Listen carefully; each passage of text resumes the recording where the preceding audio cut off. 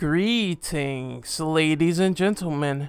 This is Renegade Operative here, and welcome to yet another substantial gaming news video. Now, on the topic of today, we'll be talking about multiple topics. So, it all has to do with Sony, and one of the hot button topics of today is Horizon Zero Dawn getting critical acclaim. Now, hats off to Guerrilla Games. I never thought this game would be this incredible, but I held my reservations, I held my judgment.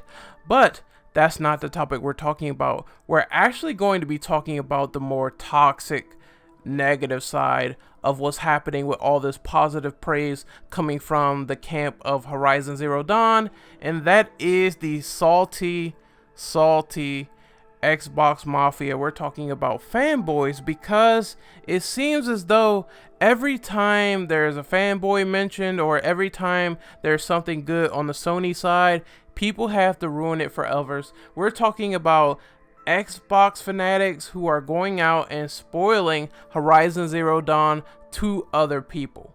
Now, this happened a lot of times. A lot of people like to go out there and troll and spoil shit and try to damage your enjoyment of an experience.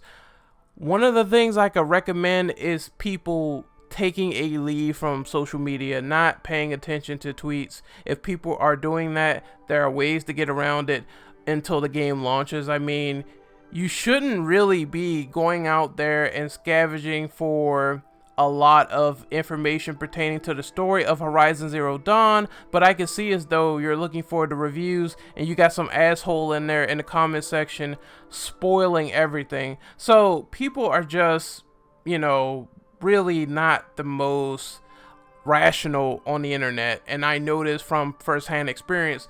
But what I think on this topic is they are miserable because they aren't getting really good games. They are miserable because it's making them feel bad that a game is getting positive acclaim.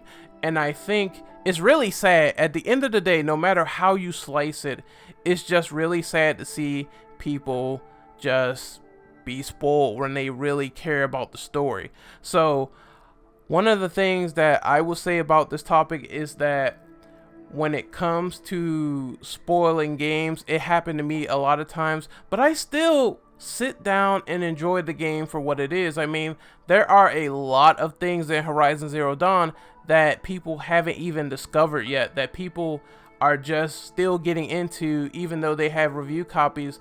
People say that the game is a substantial amount when it comes to the subject of replay value. So I believe that even though someone spoils something to you, that shouldn't be your opinion to say that, well, the game is spoiled for me, I'm not going to buy it or pick it up. I believe that is a very asinine statement. You should go out there and experience that game for yourself. Even if someone's being like a troll on the internet, someone's being an asshole, still support the developers if you really care. That's what matters the most. Supporting the people who made this product that you really enjoy. Don't just say, I'm going to drop everything and not do anything else in regards to this game because some assholes had something in his name, someone dies, Dumbledore dies. Don't just write the game off because of that. I think you should totally go out there and still get that release. I think that spoilers in video games, I mean, I've seen people do it before. I'm sort of numb to it. I still will buy that game and enjoy it regardless. And that other side, that toxic side, can still sit there and not have any great games to play if that's the case. It's sad to see people do this, but once again, it happens because it's the internet. So the second topic of today was the release of this supposed patent that was created in 2005 by Sony that became public because of NeoGAF. This handheld looked exactly like the Nintendo Switch, which is why it's getting a lot of attention. Now, personally, what I think of the PlayStation Vita is it's something inferior compared to the PlayStation Portable.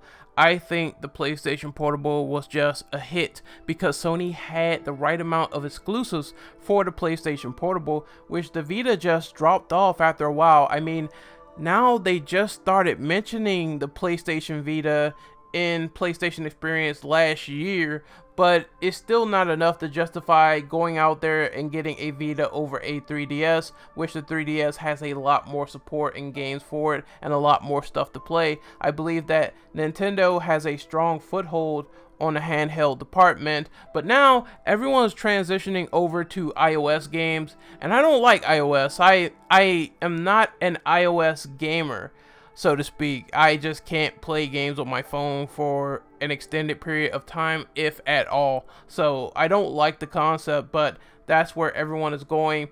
Everything seems to have touchscreen these days, and I'm not a fan of that as well. But you know, at the same time, it really does look like the Nintendo Switch the way it looks. So you have to wonder, due to the patent itself, are the size of the controllers to the base of the handheld detachable? Probably so, but I never really think too much outside the box when it comes to patents, because every single time it's not relative to the final design of something. It's always a prototype or fake, because you remember those oval shaped controllers that came out for the Nintendo NX at the time, when it was before the Nintendo Switch, before that name branding.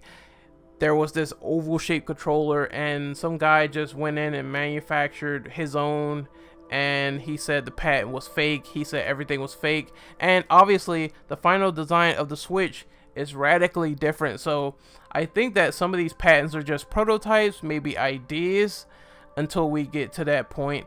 Do I think that Sony is going to do a PlayStation Vita successor in the future?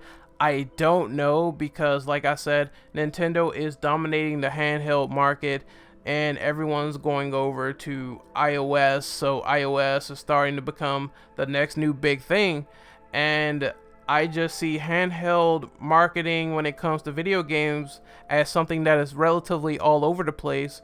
So I don't know if Sony will ever have a foothold in that genre again when it comes to handhelds, because like I said, the only thing that I really loved was the PlayStation Portable.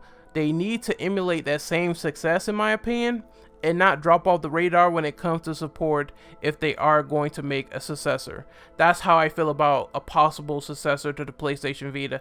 They need to basically step up everything from the PlayStation Portable and just jack steroids into it, because it has to be that amazing, that supportive for me to buy it, for me to justify my money to buy something. It has to have a lot of exclusives, content, and functionality, and I think that is really important to the consumer. So we're going to talk about the final bit of gaming news here.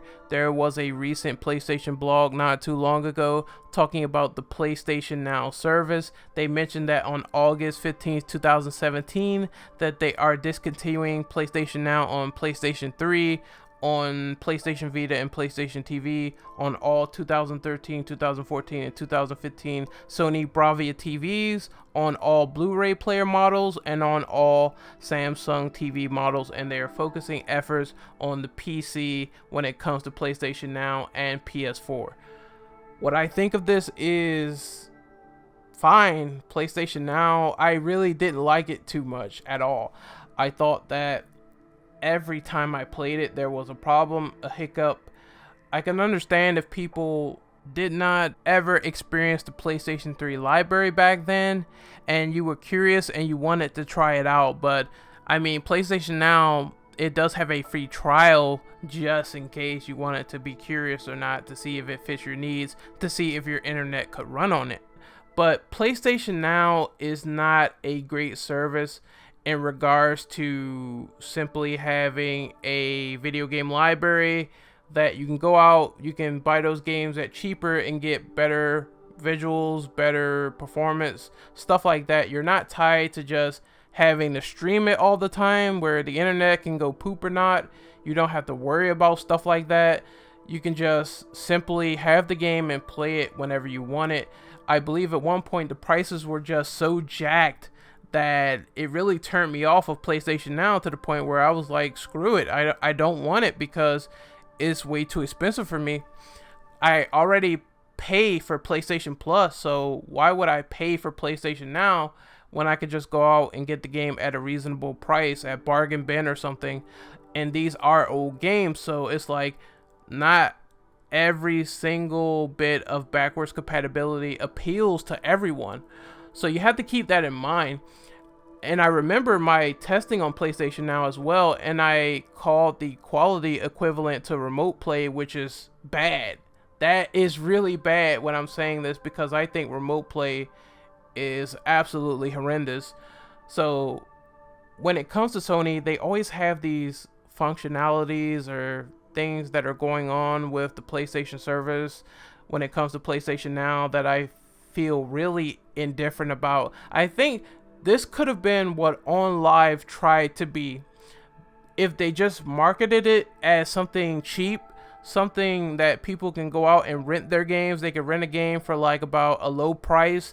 This could have been a Redbox competitor, because there's so many opportunities to have games as a rental service for a low price. There were so many fans of video services back in the day, of game services back in the day, where you could rent something for a low price, try it out, and reasonably get your money's worth when it comes to testing out an experience. But now, it just seems like you, the consumer, is being taken for a ride when it comes to subscription-based services nowadays. When it comes to the idea of a great practice, is somehow ruined by the fact that the companies want to capitalize on getting the top dollar. They see other competitors out there doing it right, but they're not exactly emulating their qualities. They're not exactly following some of the stuff that they do step by step, because I do believe that there should be a gaming service that you can rent games for cheap, you can try them out, and you can decide if you want to buy them later, if you want to drop that $60 for something that you really had like about 2 or 3 hours of enjoyment of. But none of that matters when the quality is really subpar, and that's what PlayStation Now is after testing it, in my opinion. It definitely does not work well for all games, including fighting games where you need massive input. One thing I hate about PlayStation Now is the input delay. It really sucks. As for Sony killing PlayStation Now on PlayStation 3, Vita, I mean, I could understand them killing it on those platforms to a certain degree, because I mean, it's pretty much common that Sony wants to focus on the now when it comes to PlayStation Now. You see that pun there? They want to focus on the now. So they're focusing on PS4 and PC. I'm fine with this. I don't use the service, and like I said, they're trying to move forward, so I guess I could sort of see that as well. Not a big fan of PlayStation Now. It could be better, but you never know. Maybe things will change in the future. You never know at this rate. Anything could change. So, you know, I'm always open to possibilities if it's really good as a rental service later in the future. But that's what I have to say about all the topics of today. My throat is dry as fuck, so I'm going to go ahead and get some water. This is Renegade Operative signing off. Remember to like, comment, tell me what you think. I will see you guys next time. Peace.